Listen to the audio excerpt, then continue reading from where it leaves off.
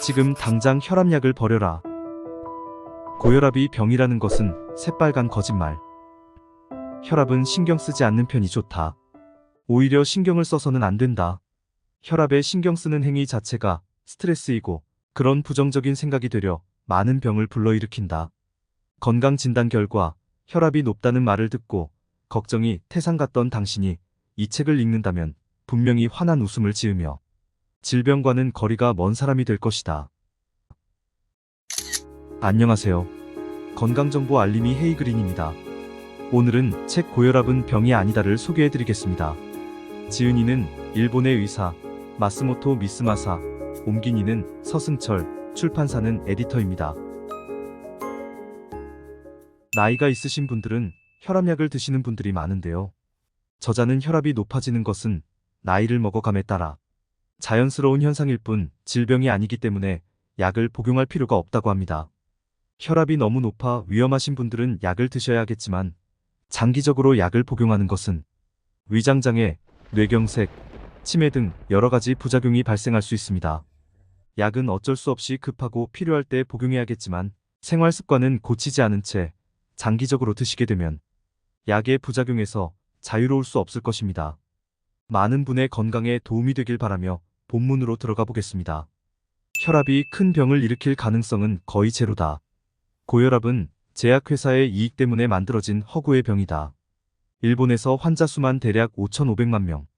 얼토당토하는 수치의 고혈압증은 가히 국민병이라고 할 만하다. 성인으로 치면 3명 중 1명꼴로 고혈압을 앓고 있는 셈이다. 상식적으로 과연 그럴 수 있을까? 그 말은 너나 할 것 없이 환자라는 의미인데 정작 본인은 아픈 곳 하나 없이 건강하다. 단지 혈압이 기준치보다 높을 뿐이다. 딱 잘라 말하면 고혈압은 병이 아니다. 약간 신경 쓰이는 정도의 혈압이 큰 병을 일으킬 가능성은 제로에 가깝다.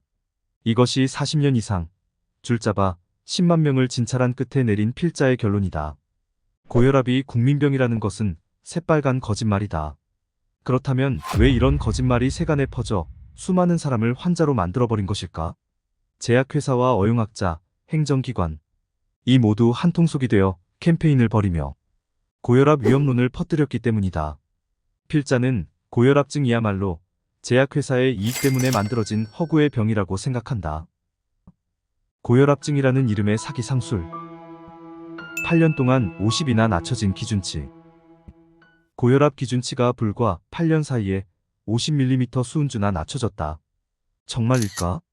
독자들은 의심하지 않을 수 없을 것이다. 그러나 필자는 과장하지도 않았고 거짓말을 한 것도 아니다. 2000년까지의 고혈압 기준치는 수축기 180mm 수은주였다.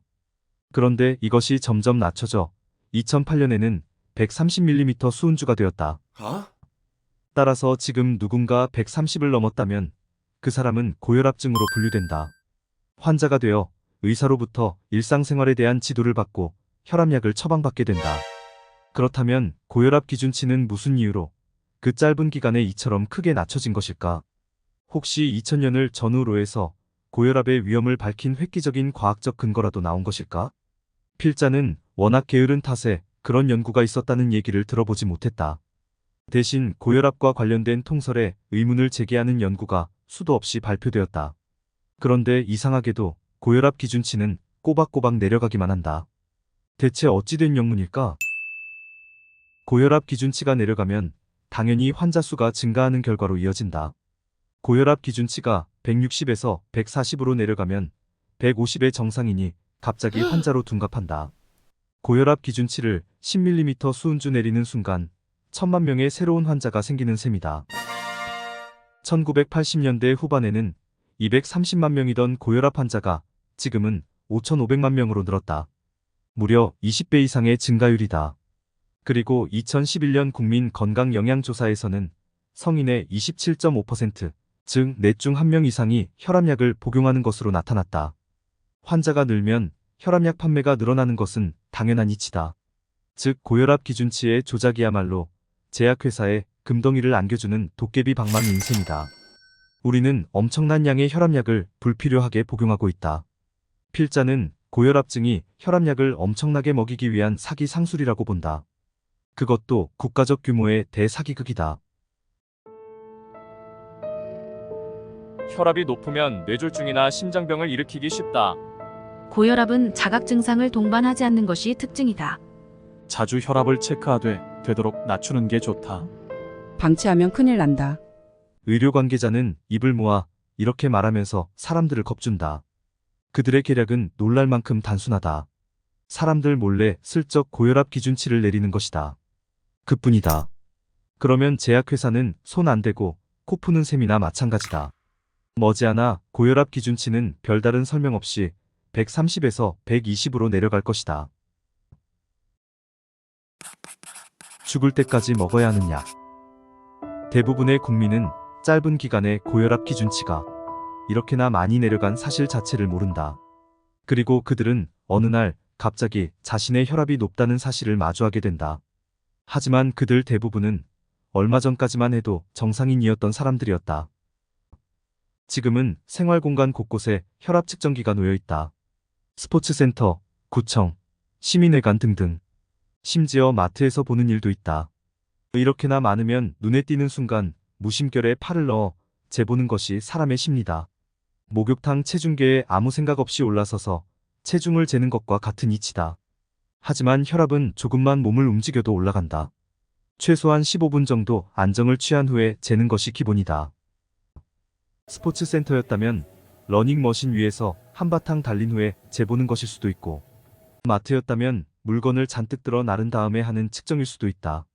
하지만 그런 상태에서는 아무리 건강한 사람도 혈압이 올라간다. 아무 생각 없이 무턱대고 혈압을 잰다면 재수 없이 걸려드는 꼴이다. 혈압은 당연히 높게 나오고 자신은 걱정에 휩싸인다. 그러고는 바로 병원으로 달려간다. 걱정하는 순간 혈압은 올라가게 마련이다. 게다가 배기의 고혈압이라고 해서 의사나 간호사만 봐도 긴장한 나머지 더 많이 오르는 경우도 있다. 의사는 소금 섭취를 줄이고 운동하라는 당부와 함께 혈압약을 처방한다. 의사의 권유대로 가정용 혈압 측정기를 사서 아침 저녁으로 혈압을 재보고는 일희일비하며 혈압 수치를 꼼꼼하게 수첩에 기록해둔다. 이런 사람도 있다. 아침에 일어나서 재고, 밥 먹기 전에 재고, 샤워 전에 재고, 샤워 후에 잰다. 혈압이 조금만 높게 나와도 호들갑을 떨고 뇌졸중이나 심장병으로 갑자기 쓰러지지 않을까 걱정에 휩싸인다. 이런 과정을 거쳐 함정에 빠진 사람은 영영 빠져나올 길이 없다.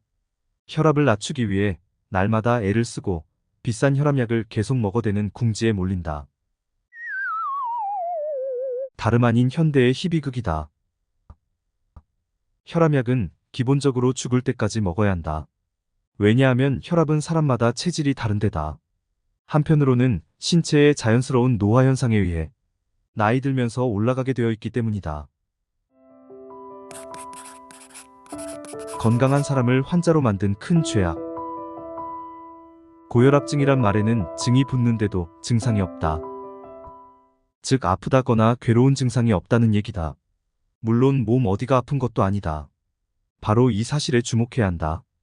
아무데도 아픈 구석이 없는 사람에게 당신은 병에 걸렸습니다 하는 건 조금 이상하지 않은가? 냉정하게 생각해 볼 일이다. 고혈압증이란 병에 걸릴 위험이 있다라는 뜻이다. 즉 병에 걸릴지도 모른다라는 의미다. 하지만 필자는 수축기 혈압이 200이 넘는 극단적인 상황을 제외하고는 그럴 가능성이 제로에 가깝다고 생각한다. 병에 걸릴지도 모른다와 병에 걸렸다는 본질적으로 완전히 다르다. 전혀 다른 이 두 가지 상황을 슬쩍 바꿔치기 했다는 점에서 사기성이 짙다. 건강한 사람을 한순간에 환자로 만드는 술수가 지나치게 불순하다고 할 수밖에 없다. 병은 마음에서 생긴다라는 말이 있듯 몸은 마음의 영향을 크게 받는다. 현대 질병의 대부분은 스트레스가 가장 큰 원인이다. 그걸 알면서도 쓸데없이 불안을 조장하여 발병의 원인을 제공한다. 참으로 큰 죄악이라고 하지 않을 수 없다. 고혈압은 오랜 기간 계속되는 경우가 많다. 10년, 20년씩 자신이 병에 걸렸다고 생각한다면 그 스트레스가 쌓이고 쌓여 정말로 큰 병에 걸릴 가능성도 무시할 수 없다. 혈압약은 뇌경색 발병을 배가시킨다. 흔히들 뇌경색의 원인을 고혈압에서 찾는데 사실은 그렇지 않다.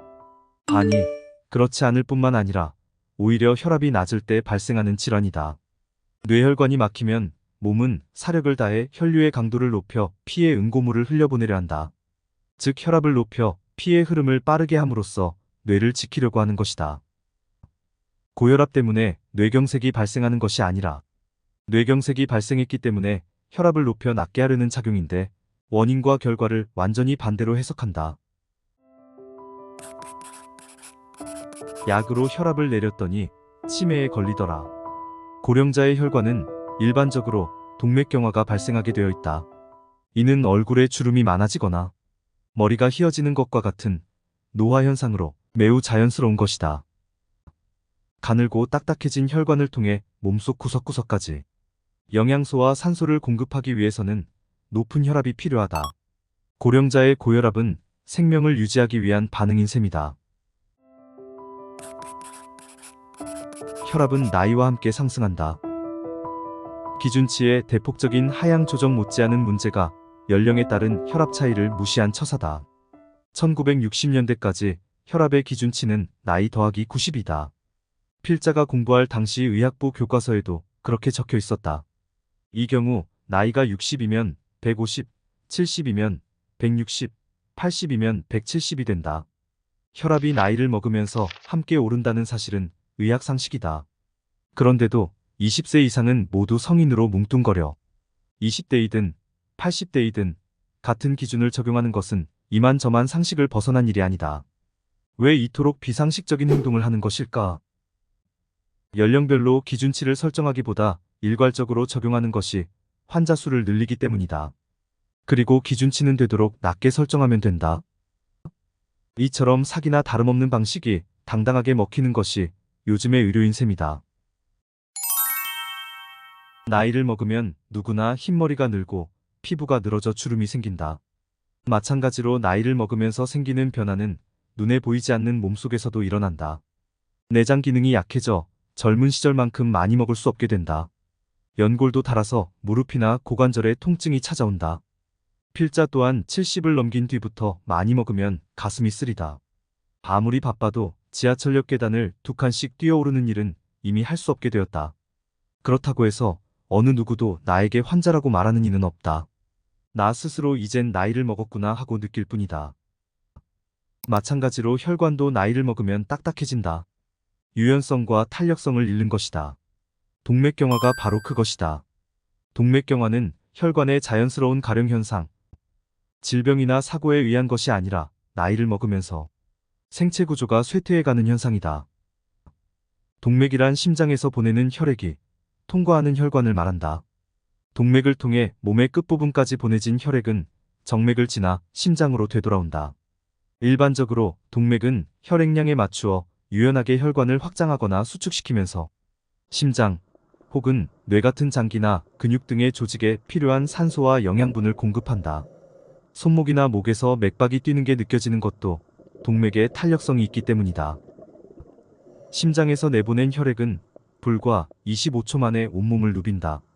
혈액이 흐르는 속도는 시속 약 216km다. 혈액은 꾸불꾸불한 혈관을 통해 고속철 수준의 속도로 몸속을 달리고 있는 셈이다. 동맥은 탄력성 높은 벽의 충격으로부터 혈액이 흐르는 기세를 견뎌낸다. 그런데 나이를 먹으면서 혈관은 유연성을 잃고 딱딱해진다. 몸은 콜레스테롤이나 중성지방 등을 혈관벽에 부착시켜 혈관이 파열되지 않도록 보강해준다. 따라서 동맥경화는 자연의 순리에 맞는 반응인 것이다. 뇌나 손발 끝까지 혈액을 보내기 위해 심장은 혈압을 높여 기세 좋게 피를 내뿜고 있는 것이다. 동맥경화는 나이를 먹을수록 심해진다. 그에 맞추어 심장도 혈압을 높인다.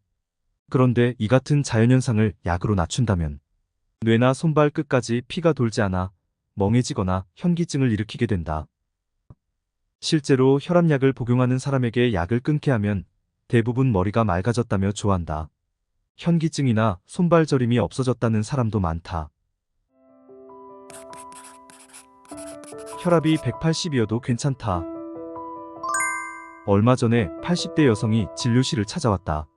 겉보기에는 안색도 좋고 아픈 것이라고 전혀 없어 보였다. 선생님, 동맥경화는 없나요? 여인은 불안한 듯 물었다. 7, 80이 되면 동맥경화는 있는 게 당연하다. 주름이 하나도 없는 할머니가 있을 수 없는 것처럼 동맥경화가 없는 고령자 또한 있을 수가 없다. 몸 전체가 동맥경화로군요. 동맥경화가 옷을 입고 걸어 다니는 것이나 다름없습니다. 라고 하자 여성은 눈을 동그랗게 뜨더니 뭐라고요? 그럼 약 좀 주세요. 하는 것이었다. 동맥경화는 가령 현상입니다.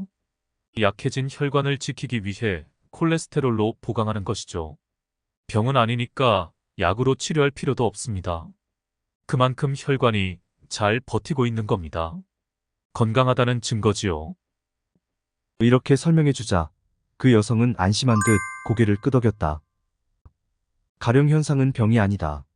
나이가 들수록 인간의 생리현상이나 기능이 변화해가는 것을 가령 현상이라 한다. 동맥경화도 고혈압도 고콜레스테롤도 마찬가지다. 박모나 백발에 대해 그 누구도 박모증, 백발증이라고 하지는 않는다. 그런데 혈압이 높으면 고혈압증, 콜레스테롤 수치가 높으면 고지혈증이라고 한다. 가령 증상에 병을 뜻하는 증을 붙이는 것 자체가 비상식이다. 가령 현상은 누구에게나 있다. 의사나 환자 모두 나이를 고려해야 하는 이유다. 하지만 현대 의료는 아예 나이를 무시한다. 혈압이나 콜레스테롤 기준치의 나이는 전혀 고려 대상이 아니다. 20대든 80대든 130 이상이면 누구나 고혈압으로 진단한다. 세상에 이런 엉터리 오류가 어디 있는가? 혈압은 극단적으로 낮춘 현재의 기준치보다 나이 더하기 90으로 계산하는 것이 훨씬 합리적이다. 이는 오랜 세월 환자를 진찰해온 의사의 실질적 판단에 의해서만 할 수 있는 말이다. 또 실제 상황과 정확히 일치하는 내용이다. 130은 아무리 생각해도 지나치게 내렸다는 판단이다. 이는 엄청난 수의 건강한 사람들까지 고혈압증 환자로 만들어 약을 먹게 한다. 이런 어리석은 일을 저지르고 있는 것이 지금의 의료다. 특히 고령자는 160에서 180이라도 괜찮다. 나이 들어 딱딱해진 혈관에 피를 돌게 하려면 그 정도의 혈압은 당연히 필요하기 때문이다. 사람의 몸은 약 따위가 범접할 수 없는 절묘한 조정 기능을 가지고 있다. 단, 수축기 혈압이 200을 넘어서거나 심장에 지병이 있는 경우에 한해서는 약 복용을 부정하지 않는다. 혈압은 개성이다. 필자는 지금까지 누구도 의심하지 않았던 혈압은 높으면 안 되고 낮을수록 좋다는 이 말이 얼마나 어리석은지를 설명했다. 세 가지 항목으로 간단히 정리하면 이렇다. 첫째, 낮추기만 하는 기준치는 완전히 엉터리다. 둘째, 나이를 먹으면서 또는 몸 상태에 따라 혈압이 오르는 것은 몸의 올바른 반응이다. 셋째, 이를 무리하게 약으로 내리면 뇌경색이나 암 등 중대 질환을 일으키기 쉽다. 그럼 이제부터는 조금 다른 시각에서 살펴보자. 사교적이면서도 휴일에도 여기저기 돌아다니는 등 가만히 있는 것 자체를 불안해하는 사람은 혈압이 높다. 반대로 집에서 독서를 하거나 TV를 보는 것이 가장 행복하다는 사람은 대체로 혈압이 낮다.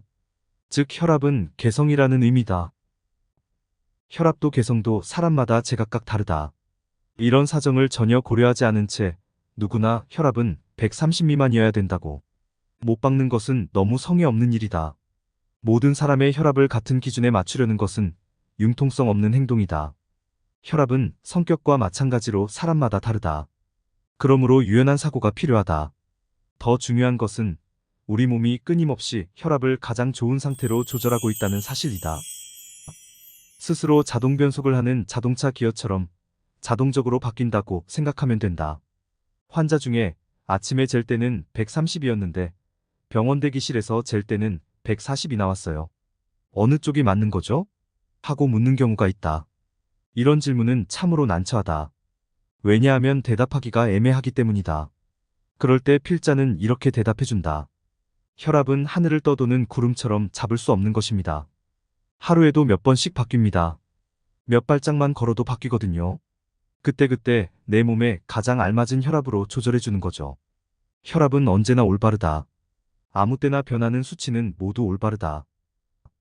역으로 표현하면 어떤 수치를 기준으로 삼을지 결정할 수가 없다. 어느 한순간의 상태만 가지고 높다 낮다를 판단하는 것 자체가 처음부터 잘못됐다. 의사들은 대개 아침에 혈압을 재라고 요구한다. 그 요구에 대해 필자는 이렇게 묻고 싶다. 아침의 제라는 과학적 근거가 있는가? 있을 턱이 없다. 근거도 없는 것을 왜 그토록 확정적으로 요구하는지 이해할 수 없다. 의사가 아침의 제라고 요구하면 사람들은 당연히 그것이 기준이라고 생각할 것이다. 하지만 아침에는 그 누구라도 혈압이 높다. 우리 몸은 아침이 되면 이제부터 활동할 시간이야. 하며 혈압을 올려 대비하기 때문이다.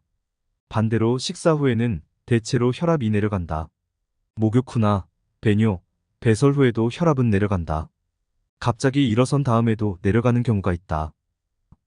요컨대 언제 측정하는 것이 좋은지에 대한 기준은 없다. 그런데 의사들은 한결같이 아침에 측정할 것을 권한다. 이쯤 되면 그것은 단순한 습관이다. 습관은 과학이 아니다.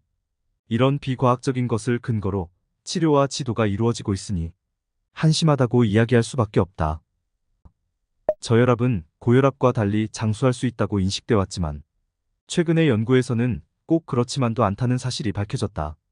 이마이 유타카 도호쿠 대학 교수 등이 40세 이상 남녀 1000명을 대상으로 혈압을 측정해 5년 동안 추적 조사한 결과 저혈압의 사망 위험률이 더 높은 것으로 나타났다. 뇌경색이나 심근경색 등 혈관 관련 질환의 위험이 더욱 명확한 수치로 나타난 사실을 통해 저혈압일 경우에는 뇌나 심장의 혈관이 막히기 쉽다는 결론에 이르렀다. 고혈압이 발병할 위험을 높인다는 통설과는 정반대의 결과다. 그런데도 저혈압은 왜 관심을 덜 받는가? 그것은 고혈압에 비해 압도적으로 수가 적기 때문이다. 5천만 명을 넘는 고혈압증에 비해 저혈압 인구는 잠재적 환자를 포함해도 약 1600만 명이다. 게다가 평소에 중병이 아닌 한 치료나 투약 처방을 하지 않는다. 즉 제약회사 입장에서 볼 때 저혈압은 입맛에 맞지 않는 음식인 셈이다. 약은 꼭 필요한 부위에만 착용하지 않는다. 필요하지 않은 다른 부위에도 다양한 반응을 초래한다. 이것이 바로 부작용이다. 몸의 입장에서 볼 때 약이란 질서를 교란시키는 침입자라고밖에 할 수 없다. 약은 사실 독으로 독을 제압하는 것이다. 우리는 약에 대해 너무나 무방비 상태다. 이는 약을 맹신하는 이들이 생각해 보아야 할 말이다. 따라서 약은 최소 필요량만 사용하고 되도록 자연 치유력에 맡기는 것이 좋다. 웃음만큼 면역력을 높여주는 것은 없다. 평상심을 유지하는데 가장 좋은 것은 바로 웃음이다. 평상심만 유지하면 혈압은 오르지 않는다. 소문 만복매라는 말이 있듯이 웃음은 복뿐만 아니라 건강까지 가져다 준다. 고혈압은 병이 아니다. 그런데도 그것을 무리하게 약으로 내리면 중병에 걸리는 것은 당연하다. 또 병에 걸리지도 않았는데 병에 걸렸다고 하면 인간은 부정적인 생각에 빠지고 만다. 그 부정적인 생각이 스트레스가 되어 큰 병을 부른다. 사람의 몸은 약하지 않다. 강하다. 게다가 그 어떤 치료나 약보다도 더 현명하게 스스로를 조절한다. 혈압 걱정일랑 깨끗하게 잊어버려라. 모든 병의 근원은 스트레스인 것 같습니다. 웃으면 복이 오고 면역력도 높아진다고 하니 긍정적인 마음가짐을 갖도록 노력해야겠습니다. 더불어 평소 바른 자세를 유지하는 것만으로 스트레스에 강한 몸을 만들 수 있다고 하니 실천하셔서 활기찬 건강 누리시길 바랍니다. 고혈압은 병이 아니다. 책에 관한 소개는 여기까지입니다.